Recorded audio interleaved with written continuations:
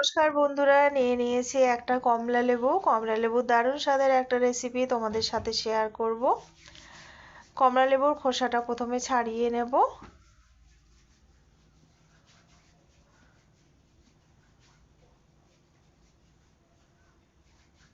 কমলা লেবুর খোসাটা ভালো করে ছাড়িয়ে নেব।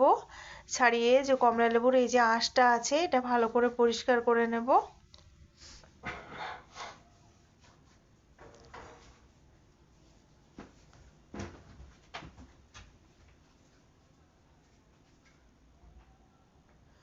পরিষ্কার করা হয়ে গেছে। এবার এইভাবে দুভাগে কেটে নেব। দুভাগে কেটে নিয়েছি। এবার এখানে নিয়ে নিয়েছি একটা ছাঁকনি আর নিয়েছি একটা কাপ। ভালো করে এর জুসটা বের করে নেব। আপনারা চাইলে জুসারের সাহায্য বের করে নিতে পারেন। আমি একটা কমলা লেবু দিয়ে করে দেখাচ্ছি।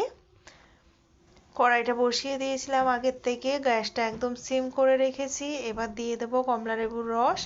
যতটা পরিমাণ কমলা লেবুর রস দেব ততটা পরিমাণেই এখানে চিনি আমি অ্যাড করব।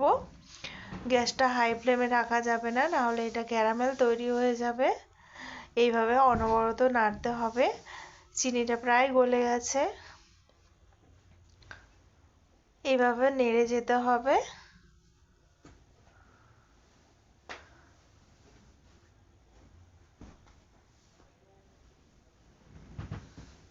পাউরুটির সাথে জ্যাম হিসাবে খেলে এটা ভীষণ ভালো হয় খেতে। বেশি বেশি ঘন করব না, বেশি ঘন করলে এটা জমে যাবে পুরো। তো এই অবস্থায় এটাকে নামাতে হবে। নামানোর আগে আবার দিয়ে দেব আমি কমলা লেবুর খোসার কিছুটা অংশ আমি একদম কুচি কুচি করে কেটে রেখেছি। এটা দিলে খেতে আরো বেশি ভালো স্বাদ হয়। এইভাবে কিছুক্ষণ আবার 1-2 সেকেন্ডের মতো নাড়াচাড়া করে এটা নামিয়ে নেব। এটা এরকম ঝলঝল দেখাচ্ছে, কিন্তু এটা যখন ঠান্ডা হয়ে যাবে এটা পুরো জমে যাবে। জমে যাওয়ার পরে এটা জ্যাম হিসাবে আমরা পাউরুটির সাথে ব্যবহার করতে পারি।